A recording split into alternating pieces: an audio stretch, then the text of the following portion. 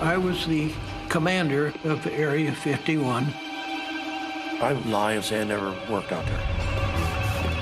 It's the most famous secret military base in the world. We did accept these conditions. Keep your mouth shut. Your lives or other lives depend on it. Now, the men who worked at Area 51 tell their stories for the first time.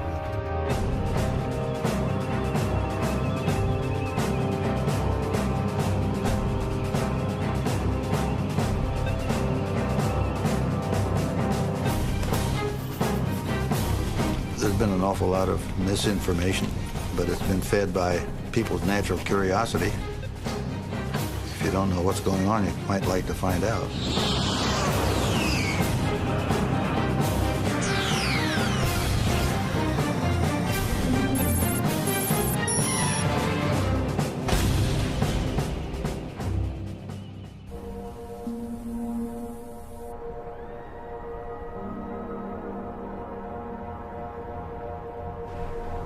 The agency has never and will never, ever admit there is an Area 51 in the story.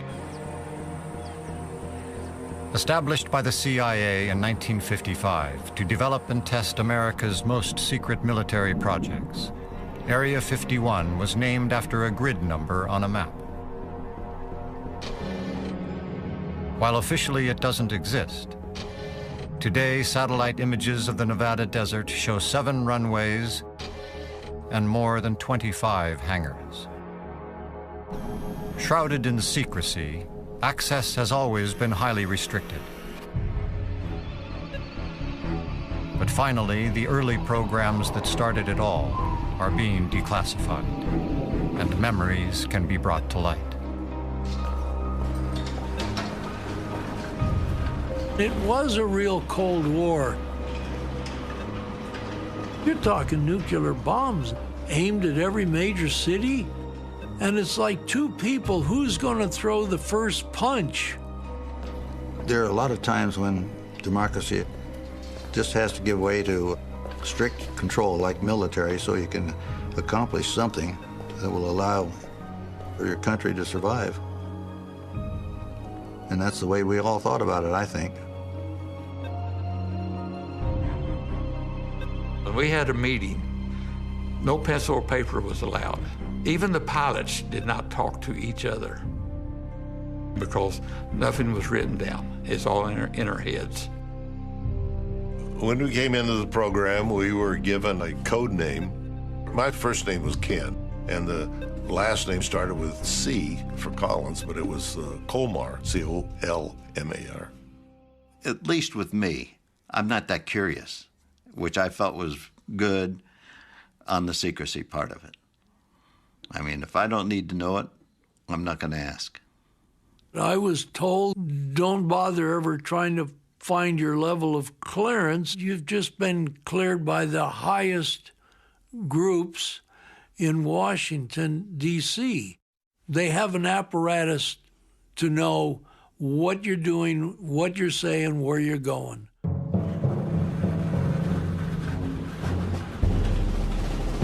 The base was built around a dry lake bed known as Groom Lake. It offered obvious advantages. Well, we needed a good place to land, that we could land any direction depending on where the wind came from, and the round lake served that purpose. It was also protected with the mountain range around it, so it wasn't very visible. Smooth as glass. Just unbelievable.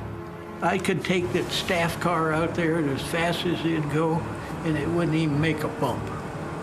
It was just beautiful. Groom Lake was very sparse, very sparse. We had a bunch of trailers for us to live in. And we had a all-purpose building where you eat, didn't have TV, didn't even have a radio. We didn't have any women there. There was one woman who was with the finance of CIA that came up there and spent one night. That's the only one I ever knew of. Well, Paradise Ranch was the first name that was given to the establishment. They thought it would soften the blow of the austerity. It was an attempt to perhaps convince people it wasn't quite as bad as it looked. I think the charm of Area 51 is it just had one job to do, and anybody that wasn't needed didn't go there, probably didn't want to go there, because, you know, it wasn't that grand a vacation spot. Pretty tough duty. The CIA needed a certain kind of man to work at Area 51. But we kind of self-selected to be quiet warriors. The security screening tended to eliminate a fair number of people who were kind of show-offs. I was in for my first secrecy clearance, and I went to a movie while my wife went shopping with my mother. I'm in the middle of the movie. In walks this lady, young girl about my age. And in the middle of the movie, asked me if I live in Vegas, how long I've been in Vegas, and what do I do? She didn't like my answers. Within a half an hour, she got up and left. And I often thought, how long had she been following me? Or was she following me, or was she just one of the Las Vegas girls looking for a customer? I'll never know. We were not told what it was going to be. We had no idea. We were just told it is extremely sensitive and it's not to be discussed with anybody. Interviews were conducted in hotel rooms. This guy had passed everything. So then they asked him, we got a black project back west we'd like for you to work on. Would you be interested? And I said, well, I need to run that by my wife. They said, okay, do that.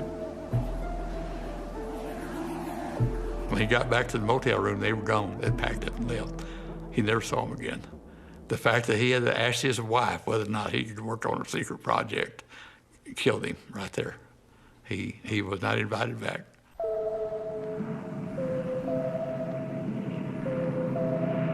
Area 51 was created for one top-secret project called Aquatone. In 1955, men from the CIA, the Air Force, and a secret division of Lockheed came to Paradise Ranch to begin work. All they would tell us, you really were going to volunteer for a pig in a poke. And most of the people didn't take it, but I did. And we knew we had to go for pressure suit, so we knew it was going to be high altitude stuff.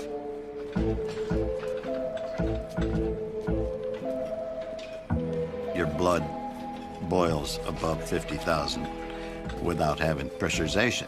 So if you were to lose pressurization, just your engine conk out and you're above 50, that suit saves you. They selected a manufacturer in Boston that made the suits up to order. They had to be tailor-made, skin tight. So we went to David Clark, who made brassieres for Sears, I remember. We were fitted, came home, and we went back and fitted again after it was made. Couldn't tell them, you know, who we were or what we were doing. Just, we need a pressure suit. Even wheels could limit the U-2's ability to fly high. You got all your fuel in the wing. There's no way you're going to keep that tip off the ground. So they were only there to keep the wings off the ground. And as soon as the wings lifted up, those would drop out. I used to like to take off, just spiral right up straight. The government's cover story for the U-2 was that it was being used for weather research. That was our cover story, yeah, Reconnaissance Weather Squadron. If not conventional aircraft, then what did they see? The U-2 cruised at 3 times the height of regular airliners and would sometimes be glimpsed by civilians. I can't be sure, but I believe I saw the sun glinting off of windows or observation portholes of the sort. In the mid-1950s, while both the Cold War and America's interest in UFOs were at their peak, I think it was from outer space, but friendly. the silver-colored plane sometimes created confusion. It was pure aluminum, and we said, hey, we look like a bright star up there. Pilots were told to deny everything, even to aircraft controllers. There are stories about seeing something flying way above. They may have called it in, but they'll still get nothing other than evasive stuff. If you get up along the Canadian border, the ground controller questioned my altitude. Actually, he was pretty accurate. And I says, no, you got to recalibrate your weapon. That's not the altitude we're at. By 1957, unacknowledged U-2 flights were the source of half of all reported UFO sightings. But they were nothing compared to what would come.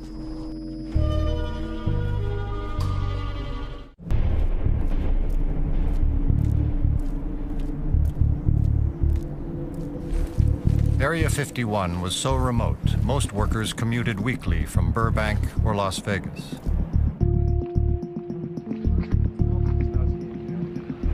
Usually, the family was asleep when I got up. Monday morning, you'd get up and drive, and you got there early enough to get the airplane, and it usually left about 8 o'clock.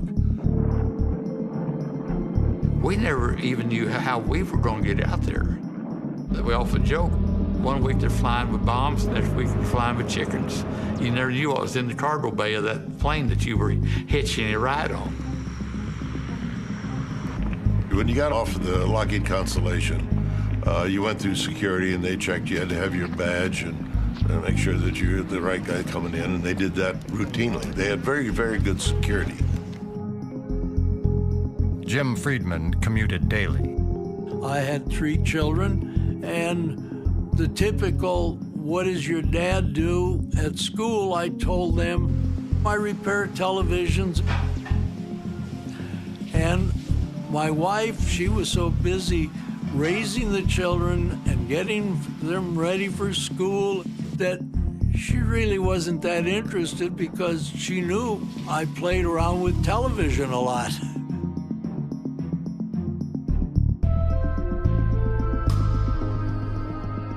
He was fine. We had a good life. Even though sometimes he didn't come home for maybe a week, but he called, and I said Daddy had to work overtime. The kids, especially my daughter, she says, where's Daddy? He had to work overtime. Oh, so I didn't know what he did. It's a strange daily routine. You go home at night, the wife says, how did your day go today? And you're non-committal. It wasn't bad. I got a few TVs fixed. I mean, no one is going to say, oh, honey, we just got the radar cross-section of the most secret aircraft in the world down to a gnat's behind. Yeah, right. Sure, now what did you do today? Nothing. You can't even talk about it. Let us face, without panic, the reality of our times. The fact that atom bombs may someday be dropped on our cities. This insistence on total secrecy was fueled by Cold War paranoia and the widespread fear that the Soviet Union might destroy the United States. Each side was suspicious of the other, and they were afraid they were going to be wiped out by a nuclear first strike. No one was trusted, not even the test pilots at Area 51. In 1963, Ken Collins crashed his plane on a training mission. Probably a week later, they said, well, okay, would you agree to be hypnotized so we can establish whether or not you may have forgotten something? I said, absolutely. So they got this, my term, high-powered shrink from Boston come out. But he couldn't hypnotize me. It just sort of sit there like, you know, he was talking to me like you were, and I thought, I'm just still just as like I'm always been, and he just couldn't do it. It just didn't happen. A few days later, Lockheed's flight surgeon called me up and he says, well, would you agree to have sodium pentothal? And I says, yeah. I said, I'd be happy to do that. I told my wife, I said, well, I'm going down to Lockheed. I have to go to work. She said, this is Sunday. You never go to work on Sunday. You know, and I said, well, this is special. And she said, okay. About 6 o'clock that night, these guys bring me home. Well, I'm still under the influence of the sodium pentothal.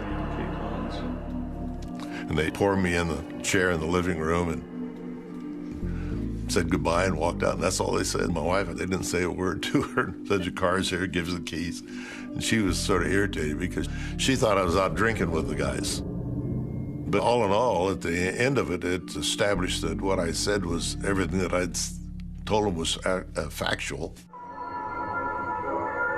When such a bomb bursts at or near the ground, tens of thousands of tons... The government raced to develop ever more powerful weapons, and it chose to put its secret base, Area 51, alongside its nuclear testing grounds. Put on your guns. It was smack dab in the middle of the nuclear test facility area up in Nevada. And nobody was anxious to go out there. And I think that privacy was very important to getting the job done and doing so in a good deal of secrecy. But with more than 450 nuclear explosions taking place between 1955 and 1968, the location had its drawbacks. When they were firing nuclear explosions there, of course, we're always notified and we had to evacuate. One time, it took almost 2 weeks because of weather, mostly winds and all that being wrong. And we had to wear radiation badges to make sure we were still clean. I was standing out on the runway for some reason, and there was a blast coming off in Yucca Flats. And I actually saw a wave pattern in the ground coming towards me. It actually went up and down, up and down. This was an underground explosion. It's just unbelievable that these big circles would actually drop down on the ground.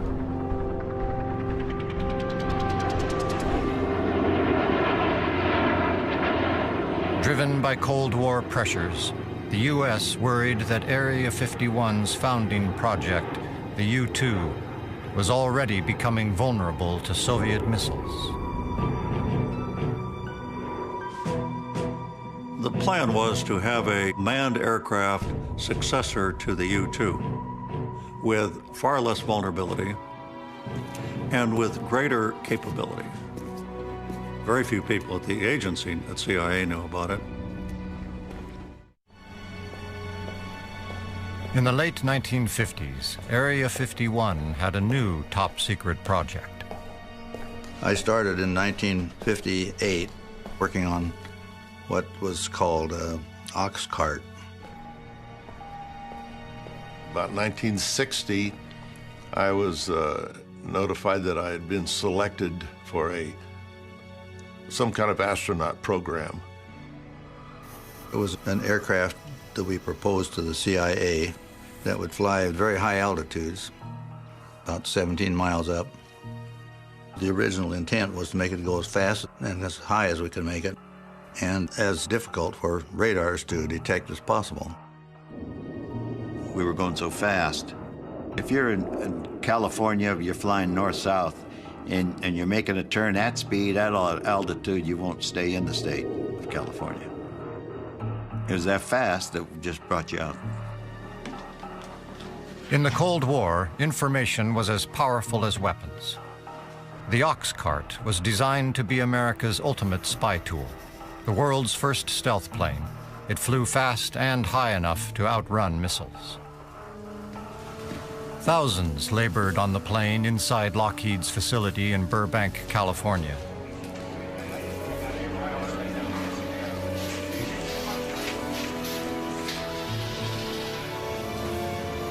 But despite the scale of production, the project remained secret. The ox cart clearance was specialty clearance of its own, and it was about as high as you could get. The aircraft had to have the ability to withstand temperatures caused by air friction flying through the atmosphere at 2,000 miles an hour. The ox cart, 93% was titanium, a material that no one had ever made an airplane of. If you want a lot of titanium, you make a deal with the Soviet Union. How the CIA got that stuff out of Russia, as far as I know, is still secret today. I don't know how they did it. I don't know who did it. But we did get titanium material that we needed. When the ox cart prototype was ready, the government needed to move it to Area 51 from its production line in California.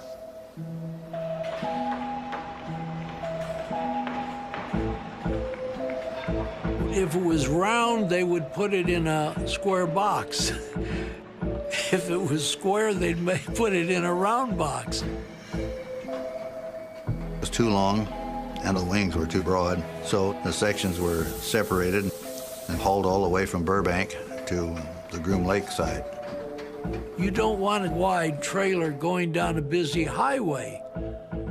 So you would do this surreptitiously when no one's around. It required cooperation from California Highway Patrol and Nevada Highway Patrol, the CIA, and I have no idea how many others. The path up there had to be cleared. They had to cut trees away, regrade the dirt on the sides of the freeway so that they could clear the boxes. They didn't have to know what was in the boxes, but they had to know it was something that had to be protected and kept secret. So it was a rather enormous operation just to get them up there to the Groom Lake facility.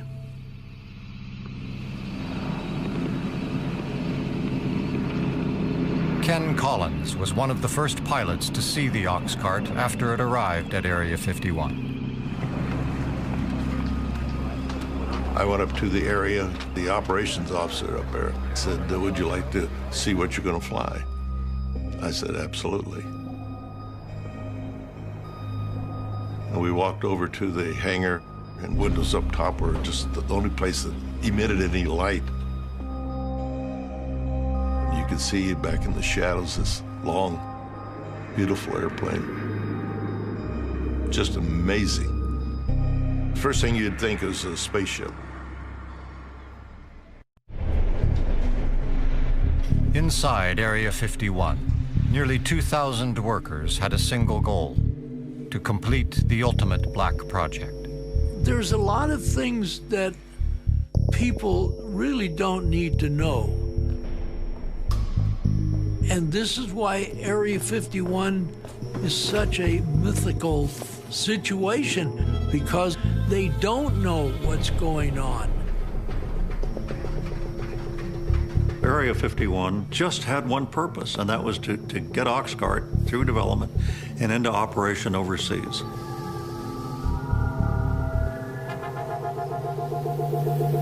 Much about Oxcart has been classified for decades. More is known about its successor, the iconic SR-71 Blackbird. But today, glimpses of Oxcart are finally coming to light.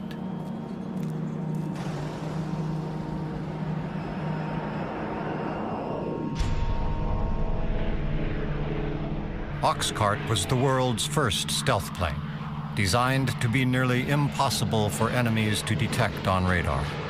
The test that I was involved in involved an Oxcart flying over that radar station. And the basic idea was to find out if they could fly over without being detected. I went into the radar control building to watch what would happen when the thing went over.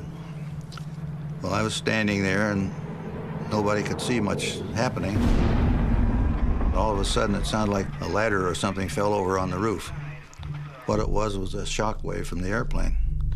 They had not seen it on the radars. It certainly seemed like it was doing its job. The ox cart could fly coast to coast in 70 minutes, but its sole purpose was to spy. These images, taken over North Korea, were released by the CIA and have never been seen publicly. They reveal how well the ox cart could photograph objects on the ground from 90,000 feet while traveling 2,200 miles an hour. This camera was going in an airplane that was going to be going at Mach 3. The resolution was 12 inches, that's 1 foot. If you think about an object on the ground and put a grid on it with 12-inch squares, a little bit like linoleum squares. And each one of those squares is either black or white or gray. An object that was 12 inches on a side could be clearly identified as an object, although you couldn't tell what its internal structure was. But if you're taking a picture of a tank, you probably get, 500 dots, and that pretty well defines the tank.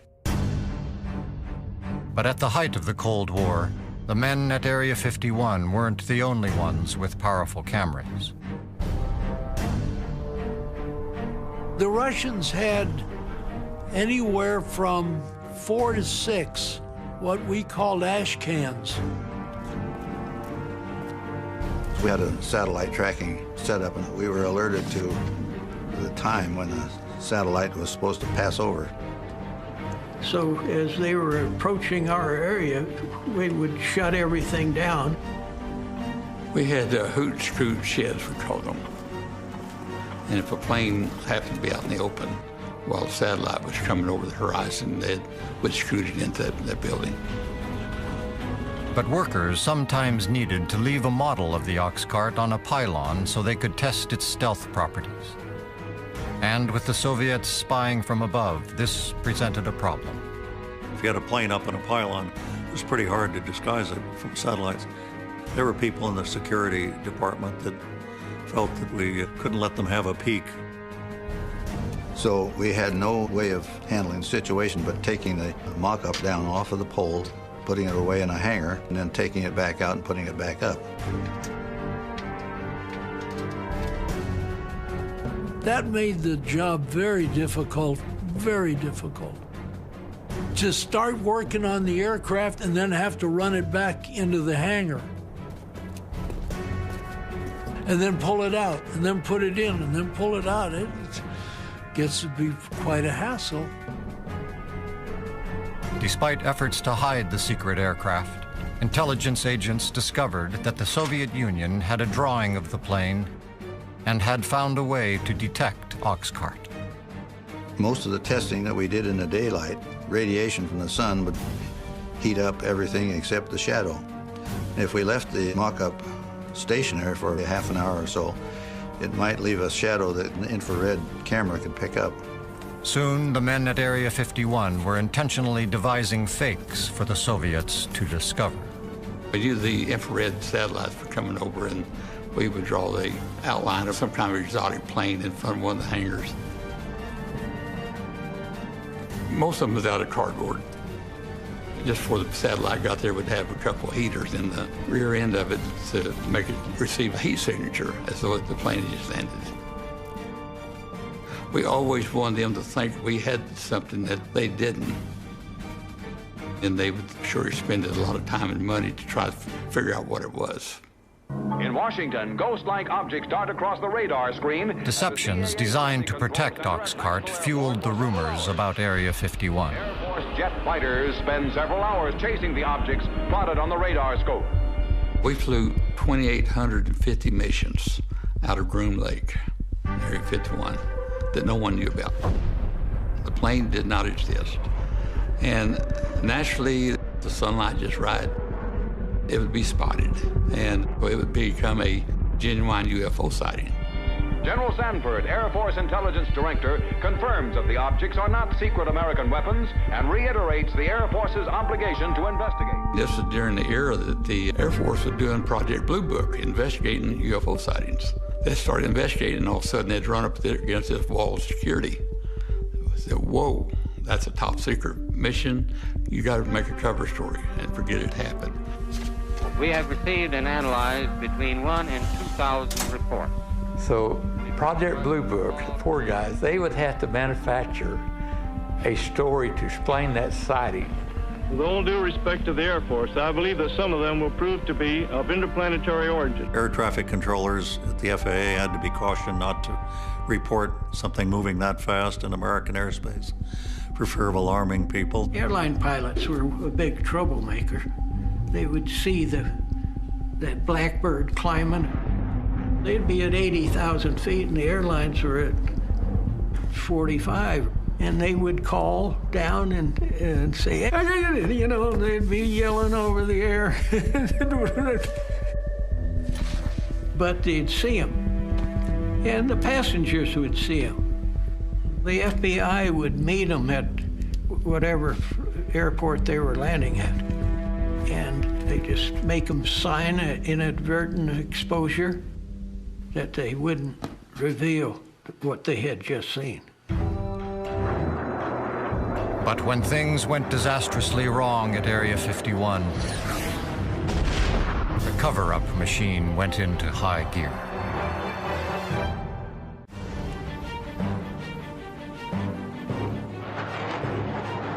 Despite the secrecy surrounding the ox cart, clues from an early mishap are finally coming to light decades later. It was low altitude, subsonic engine test. We had problems with getting the engine to accelerate out to Mach 3. We flew north out of the area and got up to 25,000 feet, headed south, and we started getting into the weather. Something just wasn't feeling right. It was losing airspeed, but it wasn't indicated. Pretty soon, the airplane pitched up, went up, got inverted, and went into a flat, insipid spin. You just can't recover it. So I thought I better eject. So I ejected down, because I was upside down. Ken made the right decision and punched out. What entered my mind then was, I hate like hell to, have to bail out of that good airplane.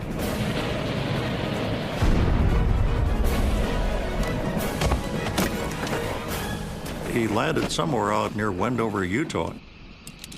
I landed and collapsed the chute. I figured I was going to need that because I was going to probably be out there overnight and for survival, and I would use that to sleep in.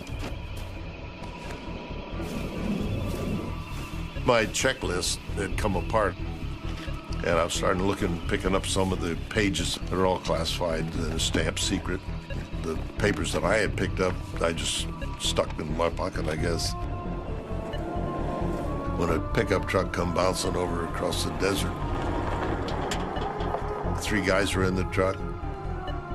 Well, I was amazed to see them. They said, hey, come on, get in there. We'll take you over to your airplane. And I said, no, that's an F-105, and that was our story that we had. I said, it's got a nuclear weapon on board. They said, you better get in here. We're leaving. We're not going to stay. So I jumped in front with them. In the front, there were 4 of us in the cab.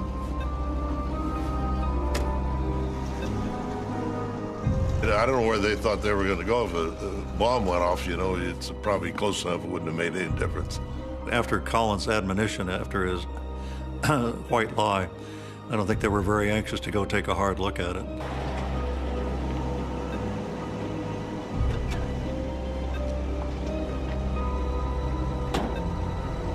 We did have a phone number that we called, emergency kind of thing, and I made a 10-cent call. Identified myself, and that's all they needed to know, and I told them where I was. That gave the agency about 2 days to go out and scrape up the pieces and clean up the mess. Otherwise, it might have been a county fair.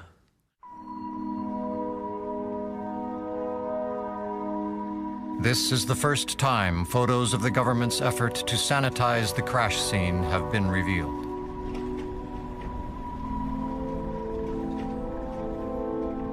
They had two of our survival guys that were part of the security team, and later on they got on 2 horseback and they'd go back and forth and sort of plowshare to see if they got anything that was left laying there that was classified.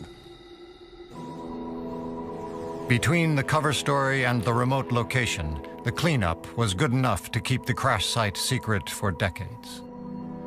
It was described as having been an F-105 crash. You know, planes crash all the time around military bases, and it went away. 50 years later, aerospace historian Peter Merlin has found the crash site the government tried to erase from history. Now we're getting into the real debris field. As part of the effort to sanitize the crash site, the larger pieces were cut up with a blowtorch and flown to Area 51 in a big cargo plane. He searched the desert for years using information from declassified documents. The secret memorandum was declassified by the CIA. It says all traces of 123 have been removed from the crash scene. My experience with crash sites, however, is that there's always something left. This piece here is part of the wing structure. The A was for the A-12, W for wing, and 667 was the drawing number. This one's from the interior of the cockpit, Skunk Works inspection stamp. This is the impact crater. There's titanium all over the place. Whoa, here's a big chunk. This is some thick titanium. Right here is where the aft fuselage struck the ground. On either side, you'll find a depression from the engine nacelles. There's one right here. I'm standing in the middle of an engine nacelle depression. This would be similar to what would happen today if a secret aircraft from Area 51 were to be lost off range. They would probably implement the same kind of security restrictions. They would also use a cover story.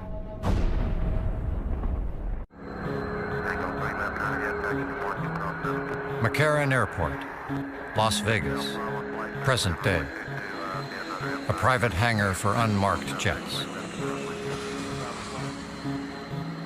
Every weekday, workers continue to make the same commute to Area 51 that's taken place since the days of the U-2 and Oxcart. These early programs changed Area 51 into a permanent home for America's black projects. But you go back and look at all the records, there's never been a flight room leak. Nothing that was as it seems. And the mystery continues today. The annual black military budget is more than $50 billion, the highest level in history. But even those who once sacrificed so much for Area 51 are no longer in on the secrets. I wish I knew what they were doing, but I don't know. I've even heard that Area 51 is a cover story for a much more secret area. I don't know, I can't confirm that either. I have no idea. I wish I knew. The secrecy and cover-ups continue to fuel rumors. There are a lot of situations people cannot know that they're not true. So I think that there's been an awful lot of misinformation, but it's been fed by people's natural curiosity. If you don't know what's going on, you might like to find out. Often, even the wildest speculation contains threads of truth.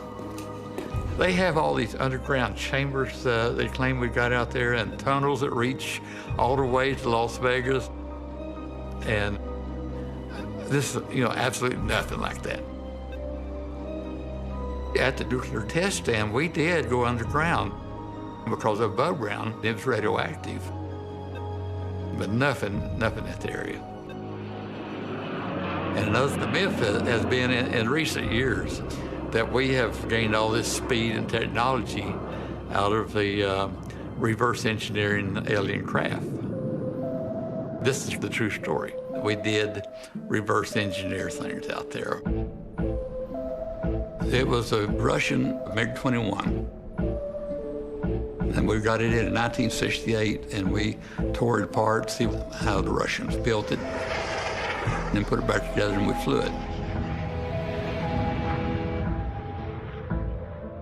Even the conspiracy theory that the government staged the moon landing at Area 51 has a slight basis in fact. It was on the atomic testing grounds. We tested our land rover that we sent to the moon. We tested all of the life support systems. The astronauts came out here and trained in the atomic bomb craters. So that's probably where some of those crazy stories come from.